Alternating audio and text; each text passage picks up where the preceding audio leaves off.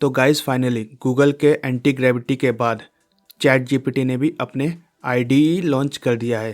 That's name is Codex IDE, जो अभी फिलहाल OS यूजर्स के लिए अवेलेबल है। लेकिन आज के इस वीडियो में मैं आपको बताऊंगा कि जो नॉर्मल यूजर्स है, जो मैक यूज नहीं करते, वो अपने विंडो में कोडेक्स को कैसे यूज कर सकते हैं। लेकिन कोडेक्स पे हम वेबसाइट या ऐप बनाने से पहले हम जान लेते हैं कि कोडेक्स आखिर करता क्या है और है क्या। एक यहाँ पे मैंने इन्फोग्राफी बनाई है जिससे मैं इजीली आपको समझा सकूं कि कोडेक्स कैसे काम करेगा। तो देखो यहाँ पे लाइक जैसे है ना, ट्रेडिशनल एंड एजेंटिक IDE होता है। तो ये बेसिकली क्या है कि जो ट्रेडिशनल में पहले था कि हम लाइक मैनुअली कोड लिखते थे, और अब ये जो एजेंटिक IDE आ गया है लाइक एंटी ग्रेविटी, आपको पता है, तो क्या लिखता है कि हम सिर्फ अपना आइडिया लिखते हैं या प्रॉम्प्ट लिखते हैं, वो ऑटोमेटिकली हमारा पूरा वेबसाइट या ऐप बना के बिल्ड करता है। लेकिन जो कोडेक्स है ना, वो 5 एजेंटिक टीम को लेकर, मतलब एजेंट की जो टीम्स होती है उनको लेके काम करता है। जिसमें पहला होता है हमारा प्लानिंग एजेंट, मतलब कि जैसे हम वेबसाइट बनाते हैं तो वो पहले प्लानिंग करता है कि हमारी वेबसाइट में क्या क्या फंक्शनैलिटी होना चाहिए, वेबसाइट का स्ट्रक्चर क्या होना चाहिए।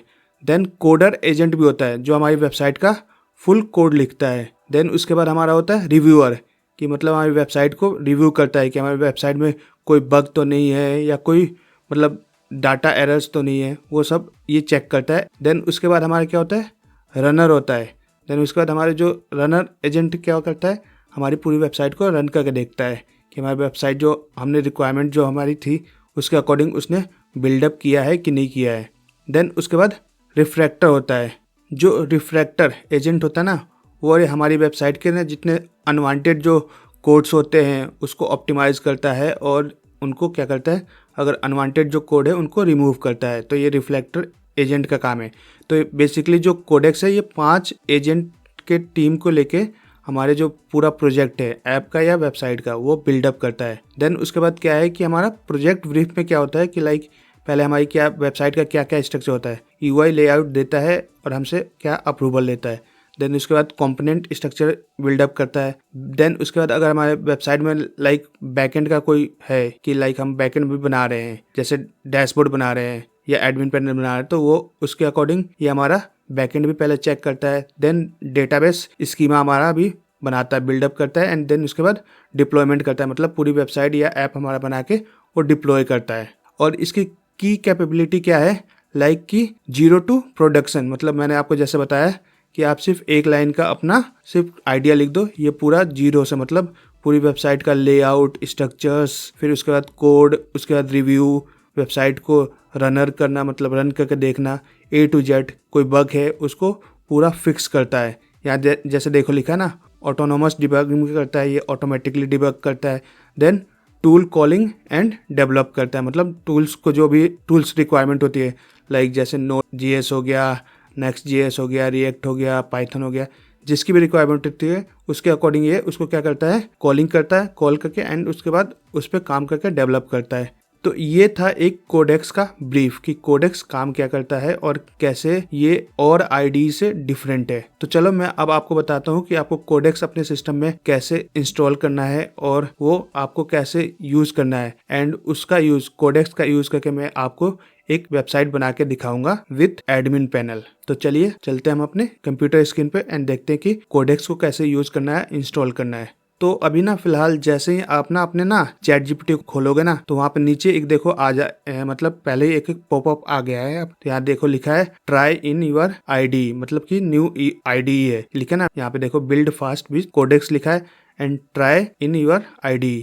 तो इस पे जब क्लिक करोगे तो ये आपको क्या करेगा, यहाँ पे बहुत से IDE दे रहा है, जैसे VS code, cursor, jet brain और रैप्स। तो मैं अपने केस में VS कोड यूज करता हूँ, तो मैं कॉन्फ़िगर करके आपको दिखाता हूँ कि कैसे काम करेंगे हम। और अगर आप यहाँ से नहीं चाहते तो यहाँ देखिए, ये ना आपके ना लेफ्ट हैंड साइड में ना जैसे जो बार होते हैं हमारे चैट जीपीटी के जो बार है, जैसे यहाँ पे न्यू है, देन सर्च है, इमेज है, ऐप है, इसके जस्ट नीचे एक और सेक्शन है कोडेक्स जो अभी ऐड ऑन हुआ है। जब आप इस पे क्लिक करोगे तो आप एक न्यू टैब पे ओपन हो जाओगे एंड देन वहाँ पे आप जाके कोडेक्स को अपने सिस्टम में कॉन्फ़िगर कर सकते हो। मैं ये आपको बता दूं कि कोडेक्स का अपना एक प्लेटफॉर्म है, लेकिन वो OS यूजर्स के लिए अभी अवेलेबल है। जल्दी ये विंडो यूजर्स के लिए भी अवेलेबल हो जाएगा। तो यहाँ पे मैं जैसे कंटिन्यू करता हूँ एंड देन इसको डन करता हूँ। तो देखो ये है कोडेक्स। जैसे नॉर्मल यूजर्स के लिए कोडेक्स हम कैसे यूज कर सकते हैं। तो यहाँ पे है ऐप। जो मैक यूजर्स है वो डायरेक्ट यहाँ से ऐप इंस्टॉल करके और डायरेक्ट कोडेक्स के जो प्लेटफॉर्म है यूज करके और वहां से अपनी वेबसाइट बिल्डअप कर सकते हो, वेबसाइट या ऐप। लेकिन जो विंडो यूजर्स के लिए क्या करना है, विंडो यूजर्स इस वाले जो थर्ड पॉइंट है, ट्राई इन यूर IDE। जो IDE यूज करते हैं लाइक VS कोड हो गया, कर्सर हो गया या विंडसर्फ हो गया, उसके थ्रू वहां से साइन अप कर लेंगे। तो मैं अपने केस में जैसे VS कोड यूज करता हूँ तो मैं वहां पे इसको इनकॉर्पोरेट कर रहा हूँ कोडेक्स को। तो देखो मैंने यहाँ पे VS कोड पे क्लिक किया तो ये बोल रहा है कि ओपन किस में करना है। तो VS कोड पे डायरेक्ट हम इसको ओपन कर लेंगे। अपने VS कोड वाले जो IDE है उस पर हम ओपन कर लेंगे।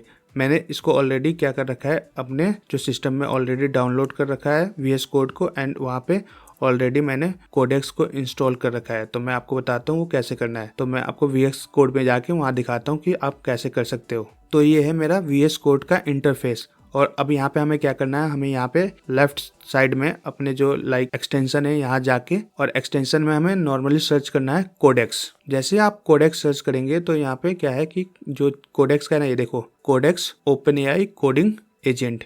तो इसको क्या करना है, अपने जो VS कोड है इसमें आपको इंस्टॉल कर लेना है। इंस्टॉल करने के बाद जिस ID से आप ना ChatGPT यूज करते हो ना, उस ID से इसको लॉगिन कर लेना है ओनली। जैसे ही आप कोडेक्स को ना अपने जो VS कोड में इंस्टॉल करते हो ना, तो इंस्टॉल करने के बाद आप ना अपने लेफ्ट साइड में देखोगे एक कोडेक्स का क्या है आइकन बन के आ जाता है और एक कोडेक्स हमारे VS कोड में इंस्टॉल हो जाता है।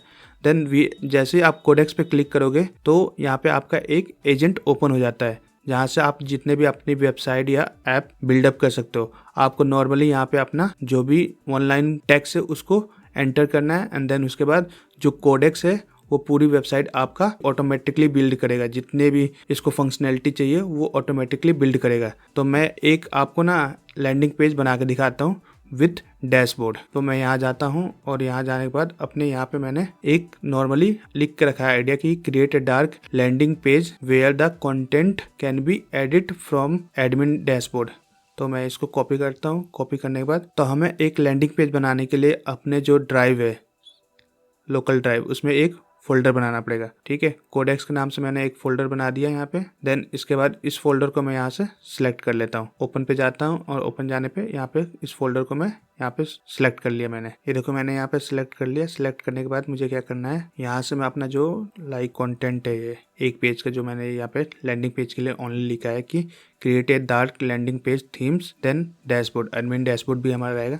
उसको मैं कॉपी करता हूँ और यहाँ पे लाके पेस्ट करता हूँ ओनली। पेस्ट करने के बाद यहाँ से हम इसको क्या करेंगे, रन कर देंगे। और यहाँ पे ना आप एक और चीज़ है, जैसे ना यहाँ पे देखो GPT 5.2 कोडेक्स है, 5.2 कोडेक्स हाई है, मीडियम है, तो यहाँ से आप हाई रखना एंड देन इसके बाद यहाँ से आप इसको रन कर दो नॉर्मली। तो ये क्या करेगा, हमारी जो वेबसाइट है वो बनाना शुरू करेगा। देखो ये हमारी वेबसाइट बनाना शुरू कर दिया। इसने जो रिक्वायरमेंट होती है वो बनाना यहाँ से शुरू कर दिया है। जो हमारे फोल्डर में जो जो चीज़ें रिक्वायरमेंट होती है वो ये फाइल वहाँ पे क्रिएट कर रहा है। तो जैसे ये बना लेता है तो मैं आपको दिखाता हूँ कि ये कैसे दिखेगा आपकी जो वेबसाइट बनेगी। तो देखो इसने ना हमारी पूरी वेबसाइट बना दी है और इसमें इसने क्या बनाया, 3 फाइल बनाया है।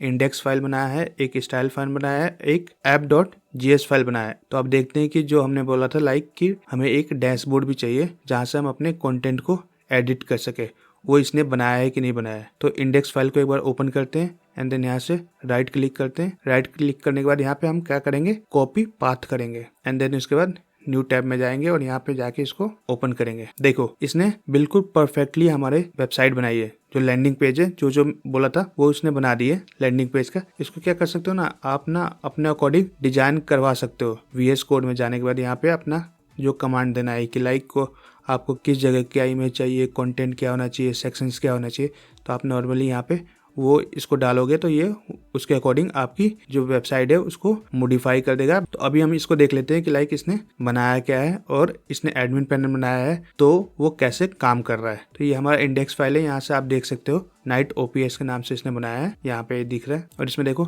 Dark landing page plus admin इसने यहाँ पे मेंशन कर दिया है और यहाँ देखो कंटेंट डला हुआ है। अब इस कंटेंट को ना हम ना इसने एडमिन पैनल बनाया ना, उसके थ्रू हम एडिट करके देखते हैं क्या ये एडिट हो रहा है या नहीं हो रहा है। तो इसने ना एडमिन पैनल का जो लाइक ना एडमिन लॉगिन है ना वो भी इसने हमें दिया है, वो मैं एक बार ओपन कर लेता हूँ। जो ना लाइक इसका जो इसने ना एडमिन पैनल जब भी ये बनाएगा लाइक कोडेक्स जो भी एडमिन पैनल बनाएगा आपका डैशबोर्ड बनाएगा उसका जो यूजर आईडी पासवर्ड है ना वो कहाँ ये बनाता है app.js फाइल में बनाता है।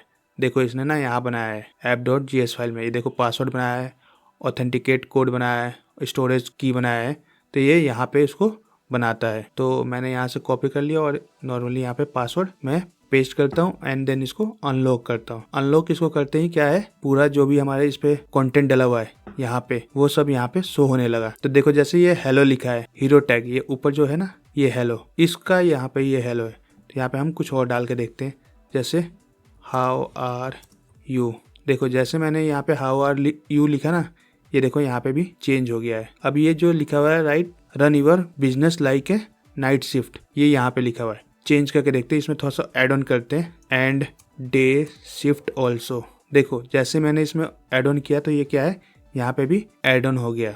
तो जैसे मैंने इसको डिलीट कर दिया, देखो डिलीट करने के बाद क्या है वो सेक्शन गायब हो गया और यहाँ से डिलीट हो गया। देन उसके बाद हम एक बार और ये 98 है इसको भी एक बार डिलीट करते, देखो डिलीट हो गया एंड अप टाइम आ गया। यहाँ पे अप टाइम जो होता है वो यहाँ मेंशन होने लगा। तो ये ऐसे क्या है हमारा डैशबोर्ड भी काम कर रहा है प्रॉपर, जो एडमिन पैनल का जो डैशबोर्ड है वो भी हमारा प्रॉपर काम कर रहा है। और यहाँ देखो यहाँ क्या है रीसेट भी कर सकते हो आप इसको। देन उसके बाद यहाँ पे क्या है एक लॉग आउट सेक्शन है।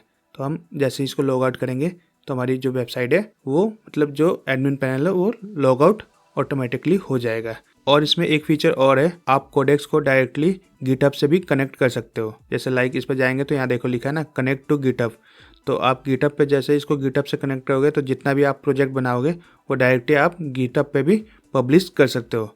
तो अभी तक आप कोडेक्स के बारे में नहीं जानते तो मैं ये लिंक आपको डिस्क्रिप्शन में दे दूंगा, वहाँ जाके आप इसको एक्सप्लोर कर सकते हो कोडेक्स को कि कैसे यूज़ करना है। तो आशा करता हूँ आपको ये वीडियो अच्छी लगी हो। अगर वीडियो अच्छी लगी हो तो वीडियो को लाइक करके चैनल को सब्सक्राइब करके हमें सपोर्ट करें। तब तक मिलते हैं अगली वीडियो में। Okay bye bye.